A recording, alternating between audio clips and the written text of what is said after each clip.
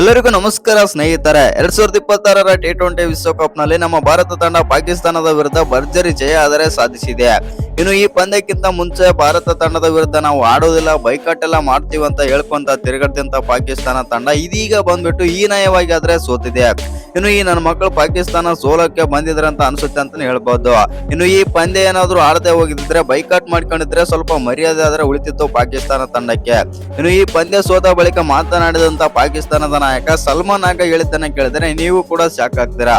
ಅಷ್ಟಕ್ಕೂ ಪಾಕಿಸ್ತಾನದ ನಾಯಕ ಆಗಿರುವಂತಹ ಸಲ್ಮಾನ್ ಆಗ ಏನೆಲ್ಲ ಮಾತನಾಡಿದಾರೆ ಅಂತ ತಿಳ್ಕೊಂಬರೋಣ ಬನ್ನಿ.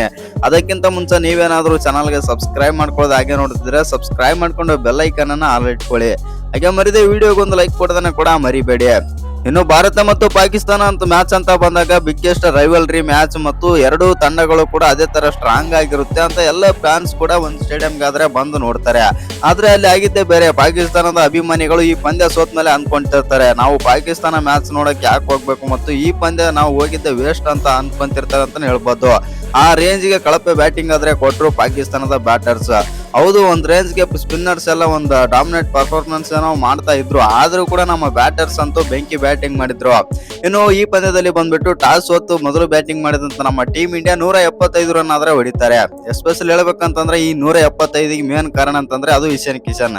ಇನ್ನು ಈ ಪಂದ್ಯದಲ್ಲಿ ಇಶಾನ್ ಕಿಶನ್ ಅವರು 40 ಬಾಲ್ಗಳಲ್ಲಿ 77 ರನ್ ಮತ್ತು 10 4 3 6 192ರ ಸ್ಟ್ರೈಕ್ ರೇಟ್ ನಲ್ಲಿ ಬ್ಯಾಟಿಂಗ್ ಆದ್ರೆ ಮಾಡ್ತಾರೆ ಇಶಾನ್ ಕಿಶನ್. ಇನ್ನು ಈ ಇಶಾನ್ ಕಿಶನ್ ಒಬ್ಬರನ್ನೇ ಬಿಟ್ರೆ 150ರ ಸ್ಟ್ರೈಕ್ ರೇಟ್ ನಲ್ಲಿ ಶಿವಮ್ ದುಬೆ ಅಷ್ಟೇ ಬ್ಯಾಟಿಂಗ್ ಮಾಡ್ತಾರೆ. ಶಿವಮ್ ದುಬೆ 27 ರನ್ ಆದ್ರೆ ಹೊಡಿತಾರೆ 3 4 1 ಸಿಕ್ಸರ್ ಮೂಲಕ 158ರ ಸ್ಟ್ರೈಕ್ ರೇಟ್ ನಲ್ಲಿ. ಇನ್ನು ಇಶಾನ್ ಕಿಶನ್ ಮತ್ತು ಶಿವಮ್ ದುಬೆ ಬೆಂಕಿ ಬ್ಯಾಟಿಂಗ್ ಮತ್ತು ಬೂಮ್ರಾ, ಹಾರ್ದಿಕ್ ಪಾಂಡ್ಯ, ವರುಣ್ ಚಕ್ರವರ್ತಿ, ಅಕ್ಷರ್ ಪಟೇಲ್ ಬೆಂಕಿ ಬೌಲಿಂಗ್ ಇಂದ ನಮ್ಮ ಟೀಮ್ ಇಂಡಿಯಾ ಬಂದ್ಬಿಟ್ಟು ಪಾಕಿಸ್ತಾನದ ವಿರುದ್ಧ ಡಾಮಿನೇಟ್ ಪ್ರದರ್ಶನ ಕೊಟ್ಟಾದ್ರೆ ಗೆದ್ದಿದೆ. ಇನ್ನು ಈ ಪಂದ್ಯ ಸೋತ ಬಳಿಕ ಮಾತನಾಡಿದಂತ ಪಾಕಿಸ್ತಾನದ ನಾಯಕ ಸಲ್ಮಾನ್ ಆಗ್ ಅವರು ಏನೆಲ್ಲ ಮಾತನಾಡಿದಾರೆ ಅಂತ ಕೇಳಿದ್ರೆ ನೀವು ಕೂಡ ನಗೋದು ಪಕ್ಕ. ಅಷ್ಟಕ್ಕೂ ಏನೆಲ್ಲ ಮಾತನಾಡಿದ್ರು ಸಲ್ಮಾನ್ ಆಗ್ ಅಂತಂದ್ರೆ, ಹೌದು ಈ ಪಂದ್ಯದಲ್ಲಿ ನಾವು ಸೋತಿದ್ದೇವೆ, ತುಂಬಾನೇ ಬೇಜಾರಾದ್ರೆ ಆಗ್ತಾ ಇದೆ. ಈ ಪಂದ್ಯದಲ್ಲಿ ನಾವು ತುಂಬಾನೇ ನಂಬಿಕೆ ಆದ್ರೆ ಇಟ್ಟುಕೊಂಡು ಬಂದಿದ್ದೆವು ಗೆಲ್ಲುತ್ತೇವೆ ಅಂತ. ಹೌದು, ನಮ್ಮ ಬೌಲರ್ಸ್ ಮತ್ತು ಸ್ಪಿನ್ನರ್ಸ್ ಎಲ್ಲ ಸಖತ್ತಾಗಿ ಬೌಲಿಂಗ್ ಆದ್ರೆ ಮಾಡಿದ್ರು, ಆದ್ರೆ ಬ್ಯಾಟರ್ಸ್ ಯಾವ ಬ್ಯಾಟರ್ ಕೂಡ ಹೇಳಿಕೊಳ್ಳುವಂತ ಪ್ರದರ್ಶನ ಕೊಡ್ಲಿಲ್ಲ ಮತ್ತು ಆ ಕಾರಣದಿಂದಾಗಿ ನಾವು ಈ ಪಂದ್ಯದಲ್ಲಿ ಆದ್ರೆ ಸೋತಿದ್ದೇವೆ. ಇನ್ನು ಸೂಪರ್ 8 ಒಂದು ಕೂಡ ಬಾಕಿ ಇದೆ. ಸೂಪರ್ 8ರಲ್ಲಿ ಭಾರತದ ವಿರುದ್ಧ ರಿವೆಂಜ್ ಆದ್ರೆ ತಗೊಳ್ತೇವೆ. ಇನ್ನು ಈ ಪಂದ್ಯದಲ್ಲಿ ಬಂದ್ಬಿಟ್ಟು ನಾವು ಸೋತಿದ್ದೇವೆ ಮತ್ತು ಸೋಲನ್ನು ಯಾವತ್ತೂ ನಾವು ಮರೆಯೋದಿಲ್ಲ.